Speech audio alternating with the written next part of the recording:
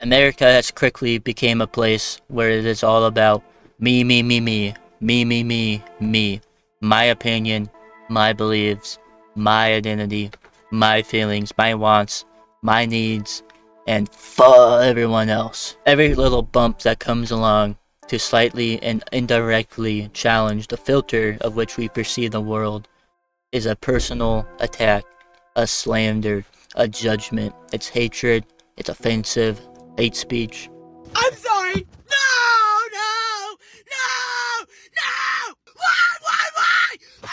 And the perfect juxtaposition to this is that when we are caught in the wrong, when it is us who made the error, suddenly it's no longer me, me, me, me. That's when we want to zoom out and blame everything but our own actions. That's when we want to be understanding and open-minded. And we all have a tendency to do this, some more than others. Nobody is a perfect human. Nobody ever will be. This is all of our first time and only time through life. So you can call it instinct. You can say primal self-defense. You wouldn't be wrong to call it emotional immaturity. From the beginning of this video, you probably immediately envisioned a person or two, maybe even a few groups of people who fall underneath this category of narcissism. But I am sure, almost sure, that you didn't think about yourself. This is a fundamental reason why critical thinking is falling and extremism is rising up. When it comes to intense matters like politics, everyone seems to have an opinion. Everyone blesses us with their takes. But it seems like nobody wants to listen to the opposing forces. And for that reason, we no longer have debates. We just have arguments. Why? Because a debate is an equal and free exchange of opposing ideas, aimed to persuade an audience into coming to a shared conclusion or compromise. And we can no longer do that because nobody wants to be wrong. And everyone wants to always get everything that they want. Nobody wants to concede when they are losing, especially when they know they are losing. That's when ego kicks in. That's when the self-defense stupidity charm activates. And that's when people begin to brazenly lie, gaslight, and girl boss. That's when we build our walls and we divide ourselves, cut ourselves off from the only people who we can stand united with, which is fellow Americans. It should be us against the world, not us against our country. And guess what? You can say it's not that big of a deal. You can say it's passion, it's a just outcry or reaction. But by normalizing and engaging in this childish behavior, we are tarnishing our right to free speech. We are putting it at risk, not just for our enemies, but for ourselves included. If you say something someone doesn't like, they don't give you a counterpoint. They don't sit down and talk it out. They shoot you to freaking death. And whatever. Conversation is a conversation. All right. Watch out for a hole in the neck. Thank you. Yeah. Oh, that's Or worse, they cancel you online. They shut down your stupid podcast. They call you every name, every acronym under the sun, and make up allegations to slander you. But never do they dispel your actual argument. Never do they engage with any critical thinking, only emotion, only self-centered rage. As Vietnamese refugee, we have endured suffering under the communist regime, and we believe that Okay, you, dude. I mean, seriously, you, old lady. Shut the up, you stupid idiotic old lady. Suck my old lady. God damn, dude. Yo, this refugee, okay? Seriously. South Vietnamese, whatever, like Christian supremacist, psychotic, living in America now and able to talk that. And that's all because we refuse to hear the other side. And it's not just in politics or social issues. It happens in work. It happens in our families. We do this in our relationships. We don't want to hear it.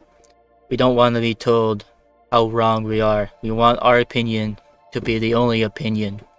And we lead ourselves into this constant cycle of mental gymnastics to deny the fundamental truths that which God Himself presents to us every single day right in front of our faces.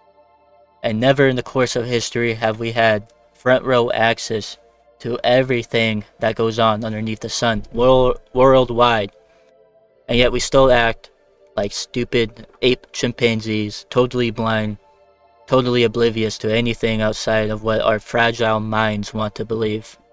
We might as well be a fish with how we are always darting our eyes side to side, but we are never looking at what's right in front of us. A lot of this is thanks to the internet, the mark of the beast.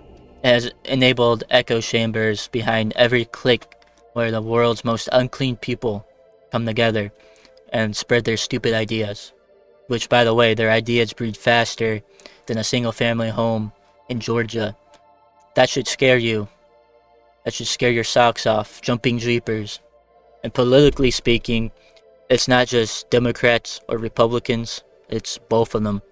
I already hear the comments, "Oh boy, another both sides argument. What an uneducated white straight male who doesn't understand the socioeconomic cultural climate." If you are watching this video hoping to use it against your whatever political side you oppose, then this video is about you. If you would rather die than be open-minded, you are no different from a fundamentalist terrorist who blows himself up on a crowded bus. At that point, you are the fundamentalist. If there is nothing that will make you stop and think, and potentially change the way you think about one of your own beliefs, then I argue one of two things. You either don't believe in what you're preaching, or you have built yourself up on a cope and are afraid of that being torn down. Because without it, you have no understanding that you can relate to. And if it's the latter, I can't blame you, because in a way, I understand that. Having no understanding of a subject, especially one that we are told is larger than life, like immigration or abortion or all these stupid political issues, that can be scary to us. We as humans, we want to know, we want to have the answers, and we want to be right. And that's part of why we don't want to listen when others explain to us how we are so wrong. As much as I hate how closed-minded and divisive we have become, this is human. It's part of our natural instinct. But that does not mean it's acceptable, or that this is okay, and that this is a way to treat other people. Take monkeys, for example. Monkeys act like monkeys because they have no concept of being anything more than a monkey. They are freaking stupid. Humans act like humans, and maybe this is an illogical stretch, but we shouldn't. We should act like better humans. I'm not saying to pretend to be angels, but we need to identify when we are acting irrational and only emotionally. It's okay to be emotional in a debate.